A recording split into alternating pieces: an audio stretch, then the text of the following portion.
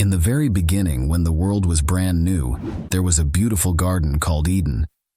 It was filled with the most colorful flowers, the juiciest fruits, and the chirpiest birds. In this garden, God created the first person was Adam. Adam walks around the garden, marveling at the beauty of the plants and animals around him. God created Eve from Adam's rib, while Adam was in a deep sleep. The two first humans lived in the Garden of Eden, where there was no suffering, disease, or death. They were loved, cared for, and guided by God. Adam and Eve explored this wondrous place, talking with the animals, resting under the shade of magnificent trees, and enjoying the sweetest fruits. Among the countless trees in the garden, one stood out: the tree of knowledge of good and evil. God had given Adam and Eve only one rule: do not eat the fruit from this tree. But curiosity is a powerful thing. One day, a sneaky snake came up to Eve. It whispered a tempting thought: eat the fruit and you'll be as wise as God. You'll know the difference between good and evil. The fruit looked so appealing, so delicious, and the promise of wisdom was too enticing. Eve reached out, took the fruit, and took a bite. She gave some to Adam, who also ate. But the moment they tasted the fruit, their eyes were opened in a way they hadn't expected. They saw things differently and realized they had disobeyed God. They felt fear and shame, emotions they had never known in the garden's bliss. When God learned what they had done, he was deeply saddened by their disobedience. The consequence was clear. They could no longer remain in Eden. Leaving the garden was hard. The gates of Eden closed behind them, and for the first time they felt the sting of life's harshness. Outside Eden, the world was rugged and untamed. Adam and Eve had to learn everything from scratch: how to grow food, build shelter, and survive the elements. Life was no longer a series of joyful discoveries, but a struggle for survival. In this new world, they experienced the full spectrum of life: joy and sorrow, success and failure, birth and death. They became parents, raising children who would go on to have their own families, spreading across the land. Adam and Eve discovered their own strength and resilience. They faced each challenge with a growing wisdom, learning to adapt, to love more deeply, and to cherish life's fleeting moments. They taught their children the stories of Eden, the importance of making good choices, and living with the consequences of their actions. After Adam and Eve were expelled from the Garden of Eden, their children Cain and Abel were born. Cain, the firstborn, became a farmer, dedicating himself to cultivating the land, while Abel chose to be a shepherd, taking care of sheep. Life outside of Eden was challenging, requiring hard work and dedication from both to support their families and honor the land they now inhabited, in a gesture of faith and gratitude. The brothers decided to offer part of their fruits and flocks to God. Abel offered the firstborn of his flock, carefully choosing the best and healthiest. Cain, in turn, brought fruits from the soil he had cultivated. God's preference for Abel's offering triggered feelings of jealousy and resentment in Cain, feelings he was unable to control or overcome. Despite divine warnings for Cain to reflect and correct himself, he allowed envy to consume him. Taking Abel to the field, Cain committed the irreparable act of taking his brother's life, thus marking the first fratricide of humanity. When God questioned Cain about Abel's whereabouts, Cain's evasive answer, "Am I, my brother's keeper?" revealed his guilt as punishment. God condemned Cain to a life of wandering, further distancing him from his homeland and the divine presence. However, God also placed a mark on Cain, protecting him against revenge from others, an act that shows complexity, even in punishment. Cain departed for the land of Nod, east of what had in his home, carrying the weight of his choices. His story enables resonate through time as a somber reminder of the consequences of envy and violence, but also as a reflection on responsibility and redemption. This narrative highlights the importance of overcoming negative feelings and acting with justice and care towards others, offering valuable lessons on human nature and the need for compassion and empathy in our lives. Long ago, when the world was not as kind and good as today, there lived a man named Noah. Unlike others around him, Noah was kind-hearted and lived a life of goodness in a world filled with mischief and wrongdoing. The earth was filled with people who were selfish and cruel, causing harm and sorrow. But Noah was different. He cared for others and lived righteously, standing out in a world of trouble. One day, Noah received a special message from God. Saddened by the earth's state, God decided to send a great flood to cleanse it. However, God saw Noah's goodness and wanted to save him, his family, and the creatures of the earth. God instructed Noah to build a huge boat, an ark, big enough for his family, and a safe haven for animals. Despite disbelief and ridicule from others, Noah worked tirelessly building the enormous ark. In an extraordinary event, pairs of every kind of animal began to arrive: lions, elephants, birds, and even tiny insects. They came to the ark as if guided by a mysterious force, ready to be sheltered from the impending flood. Then the rain started. It grew from a drizzle to a torrential downpour, covering the earth in water. Safely inside the ark, Noah, his family, and the myriad of animals floated on top of the rising waters. The ark was a crowded, bustling refuge filled with the sounds of animals. Noah and his family took on the immense task of caring for them, ensuring each creature was fed and safe during their time on the ark. After weeks of rain, Noah sent a dove to seek dry land. On its first journey, it returned empty-beaked, but on the second trip, it brought back an olive branch, signaling that land was near and the waters were receding. Eventually, the ark came to rest on a mountaintop as the water slowly subsided. Noah opened the ark, releasing the animals and his family back into the world, fresh and ready for a new beginning. To promise never to flood the earth again, God created a rainbow in the sky. It was a vibrant symbol of hope, marking a new chapter for Noah, his family, and all Earth's creatures. Once upon a time, after a big flood had washed the earth clean, people everywhere spoke the same language. They found a nice flat land in a place called Shinar and decided to settle there.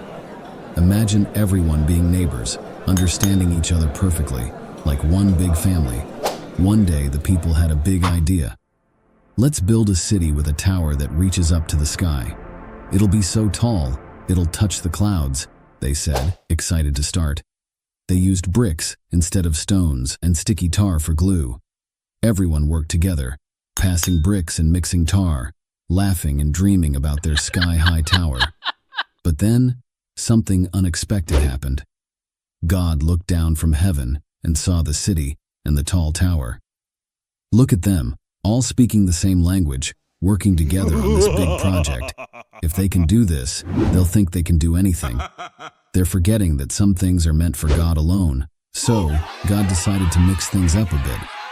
Suddenly, when one person asked for a brick, another handed them a shovel. When someone needed more tar, they got a bucket of water instead. It was like everyone had started speaking in riddles. Confused and frustrated, they couldn't work together anymore. The tower that was supposed to reach the sky was left unfinished. Because they couldn't understand each other, people started to drift apart, forming smaller groups with those they could communicate with. These groups traveled far and wide, finding new places to live. The big family was scattered across the earth, each group speaking its own new language.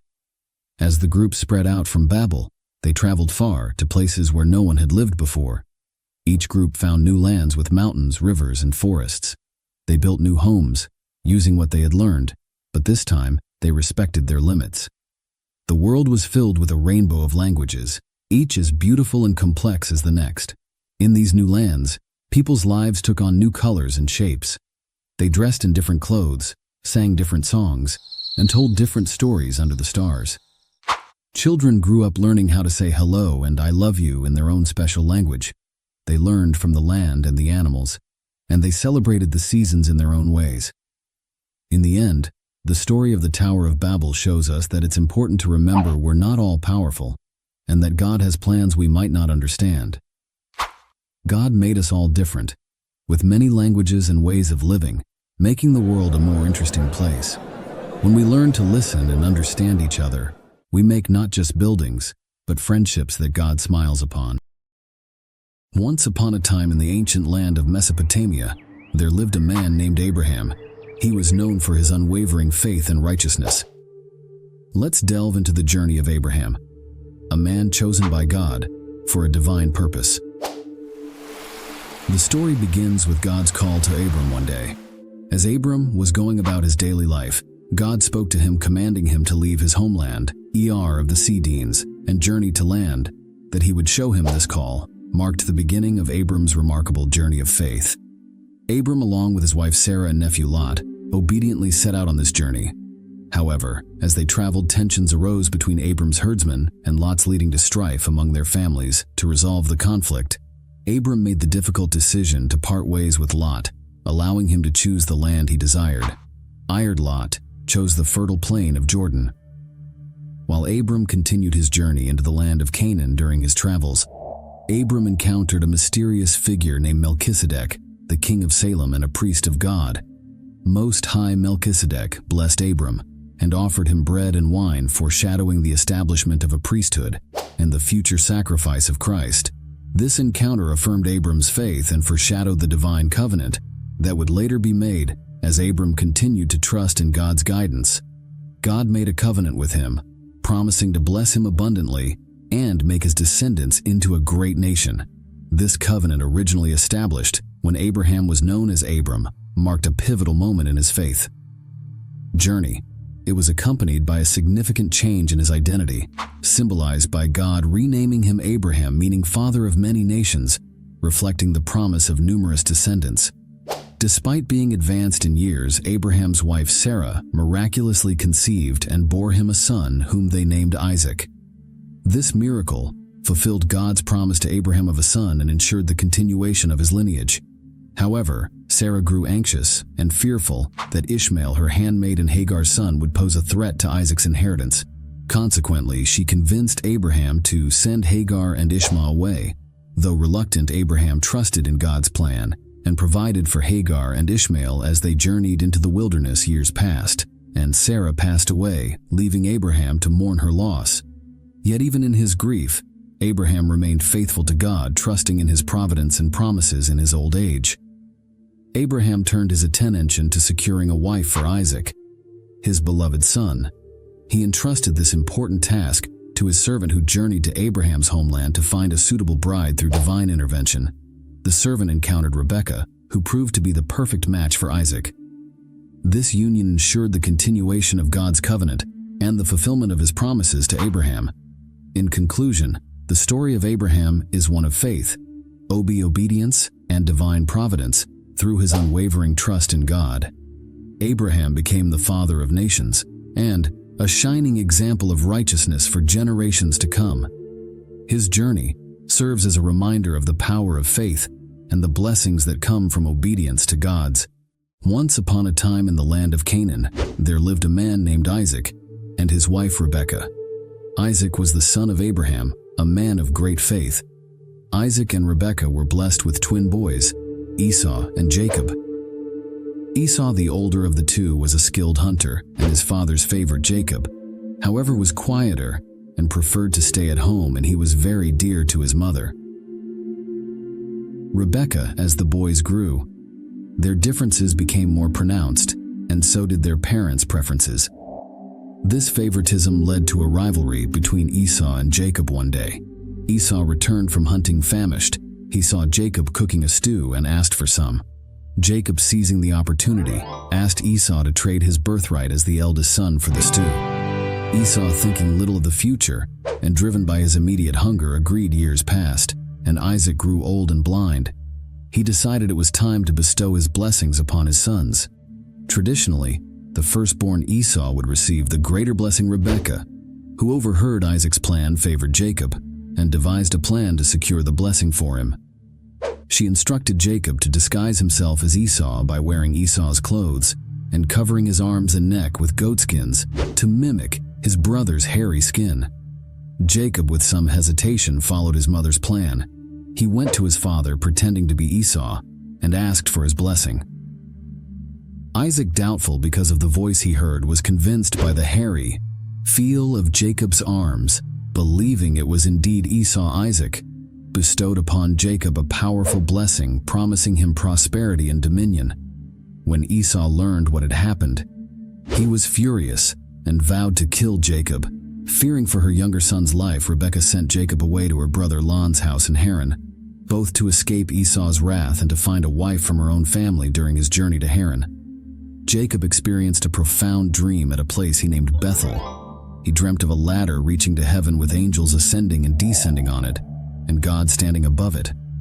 God repeated the promise he made to Abraham and Isaac, extending it to Jacob, promising the land on which he lay, and numerous descendants. Years passed, and Jacob worked for Laban, marrying his daughters Leah and Rachel, and growing wealthy. Despite the success, Jacob longed to return home. God instructed him to go back to his land, where he would still be under divine protection. As Jacob journeyed home, he was anxious about meeting Esau.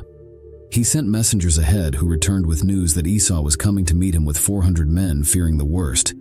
Jacob divided his camp into two, hoping at least one could survive if Esau attacked. He also sent ahead a generous gift of livestock to Esau, hoping to appease him the night before meeting Esau. Jacob wrestled with a mysterious figure until dawn, refusing to let go, until he received a blessing. The figure, perceived to be divine, blessed him and changed his name to Israel, meaning he struggles with God. This encounter left Jacob limping, but spiritually transformed. When Esau finally met Jacob, instead of anger, he greeted him with open arms. The brothers reconciled, proving that forgiveness and love could overcome past wrongs and misunderstandings. Jacob's journey was not just a physical one, but also a spiritual and moral growth path. He learned the importance of honesty, the consequences of deception, and the power of reconciliation. The story of Jacob, Esau, and Isaac teaches us about the complexities of family relationships, the impact of our choices, and the endless possibilities for forgiveness and change.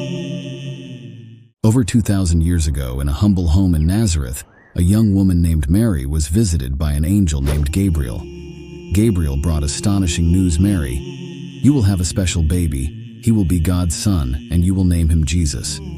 But how can this be? How will this happen? The Holy Spirit will come upon you with God. Everything is possible. Mary was engaged to Joseph, a carpenter, when he learned about Mary's pregnancy. He was confused, but an angel appeared to him in a dream saying, "Joseph, don't be afraid to take Mary as your wife. Her child is from the Holy Spirit." Joseph woke up from his dream, his mind full of the angel's words. With a heart full of faith, Joseph went to Mary. He promised to be by her side, ready to welcome and protect this miraculous child. Together, they prepared for the journey that lay ahead. Emperor Augustus required everyone to return to their hometown so he could count all the people. So Mary and Joseph set off on a long journey to Bethlehem, the town of David, where Joseph was from. When they reached Bethlehem, the town was bustling, every inn was full. Mary and Joseph searched everywhere for a place to stay. Finally, one innkeeper said, "I'm sorry, there's no room in the inn, but you can stay in the stable out back." That night, in a humble stable surrounded by animals, Mary gave birth to Jesus. She wrapped him in cloths and laid him in a manger in the fields nearby.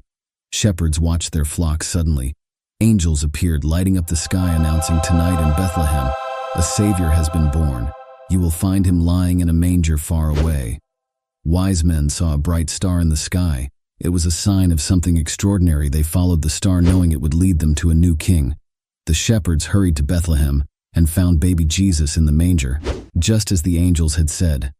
The wee men are too, bringing gifts of gold, frankincense, and myrrh. The birth of Jesus was a humble beginning for a king. His story of love, hope, and joy has been shared around the world.